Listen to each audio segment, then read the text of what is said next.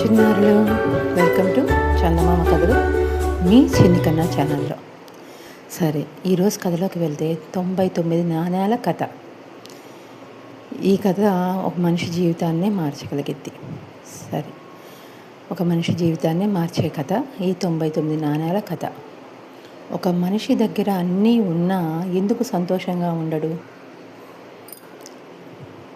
చెప్పండి. ఒక మనిషి దగ్గర కావాల్సినవి అన్నీ ఉన్నా ఎందుకు సంతోషంగా ఉండడు? ఇక కథలోకి వెళ్తే, ఒకప్పుడు ఒక పెద్ద రాజ్యం ఉండేది. ఆ రాజ్యానికి వీరేంద్ర అనే రాజు ఉండేవాడు. అతను శక్తివంతుడే, కానీ కొంచెం గర్వంగా ఉండేవాడు. నాకు అన్నీ తెలుసు, నేను ఎప్పుడు సరైనదే చేస్తాను అని అనుకునేవాడు. ఒకరోజు రాజు తన మంత్రిని పిలిచి అడిగాడు, మన రాజ్యంలో ఎవరు నిజంగా సంతోషంగా ఉన్నారు అని. మంత్రి కొంచెం ఆలోచించి, మహారాజా, నిజంగా సంతోషంగా ఉన్నవాళ్ళు చాలా తక్కువ, కానీ ఒక చిన్న గ్రామంలో రాము అనే రైతు ఉన్నాడు. అతను ఎప్పుడు సంతోషంగా ఉంటాడు అని విని ఉన్నాను. అతను సంతోషంగానే ఉంటాడంట అని చెప్పాడు. రాజుకి చాలా ఆశ్చర్యం వేసింది. పేద రైతు ఎలా సంతోషంగా ఉంటాడు? నేను చూసి వస్తాను ఆ మర్మం ఏంటో అని అనుకున్నాడు.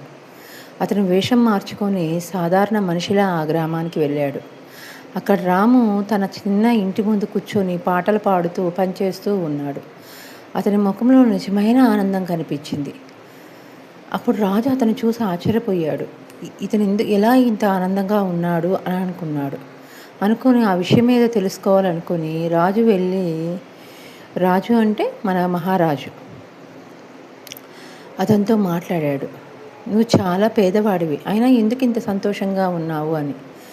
రాము నవ్వుతూ అన్నాడు, నాకు అవసరమైనంత ఉంది, నా కుటుంబం ఉంది, ఆరోగ్యము ఉంది, కష్టపడి పనిచేస్తున్నాను, అంతకంటే ఇంకేం కావాలి అని అడిగాడు. రాజు ఆలోచించాడు, కానీ అతనికి ఇది సరిపోలేదు. ఇది నిజమేనా, లేక అతను అలా నటిస్తున్నాడా అని అనుమానం వచ్చింది. నిజంగా ఇతనికి ఇంకా దేని మీద ఆశ లేదా తెలుసుకోవాలి అని అనుకున్నాడు. అందుకని అతను ఒక పరీక్ష పెట్టాలని నిర్ణయించుకున్నాడు. ఆ రాత్రి రాము ఇంటి ముందు ఒక చిన్న సంచి పెట్టి ఇచ్చాడు. అందులో 99 బంగారు నాణేలు ఉన్నాయి. మరుసటి రోజు రాము ఆ సంచి చూసి ఆశ్చర్యపోయాడు. నాణేలు లెక్క పెట్టాడు. 99 ఉన్నాయి. అయ్యో, ఇంకొక నాణెం ఉంటే 100 అవుతాయి కదా అని అనుకున్నాడు. అప్పటి నుండి రాము మారిపోయాడు. ఇప్పటి వరకు సంతోషంగా ఉండే అతను ఇప్పుడు ఆ ఒక్క నాణ్యం కోసం రోజంతా కష్టపడసాగాడు. ఇంకా ఎక్కువ పని, ఇంకా ఎక్కువ ఆలోచనలు, సంపాదించాలి, ఎట్లాగైనా ఆ నాణ్యాన్ని సంపాదించాలి అనుకున్నాడు. కానీ ఆ నాణ్యాన్ని సంపాదించాలి అనే తపనలో అతనుకున్న చిన్న చిన్న ఆనందాలని మాత్రం తగ్గిపోతూ ఉన్నాయి. ఆ చిన్న చిన్న ఆనందాలని కోల్పోతున్నాడు. ఇంట్లో కూడా చిరాకు పెరిగిపోయింది. అతని పాటలు ఆగిపోయాయి. పాటలు పాడటం మానేశాడు. నవ్వు మాయమైపోయింది. ఎప్పుడు చూడు సంపాదించాలి, డబ్బు సంపాదించాలి, ఆ నాణాన్ని ఏర్పాటు చేయాలి, 100వ నాణం తెచ్చుకోవాలి అని చెప్పే ప్రయత్నమే తప్ప ఇంట్లో నవ్వుతూ ఉండాలి, సంతోషంగా ఉండాలి, కుటుంబంతో గడపాలి అనే ఒక ఆలోచనని మర్చిపోయాడు. కొన్ని రోజుల తర్వాత రాజు మళ్ళీ వచ్చి చూశాడు. ఏమైంది, ముందు చాలా సంతోషంగా ఉండేవాడివి కదా అని అడిగాడు. రాము బాధగా అన్నాడు, ఇంకొక నాణం సంపాదిస్తే నాకు పూర్తి సంతోషం వస్తుంది అని. రాజు నవ్వుకున్నాడు.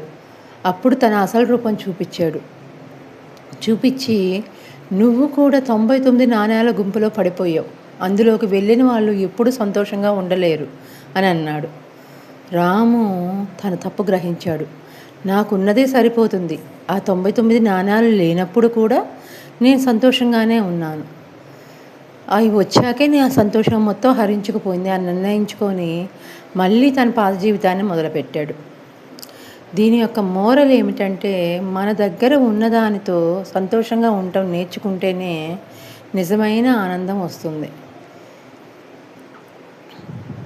మరి ఈ కథ నచ్చిందా? మరి ఇలాంటి మరెన్నో కథల కోసం మా ఛానల్ని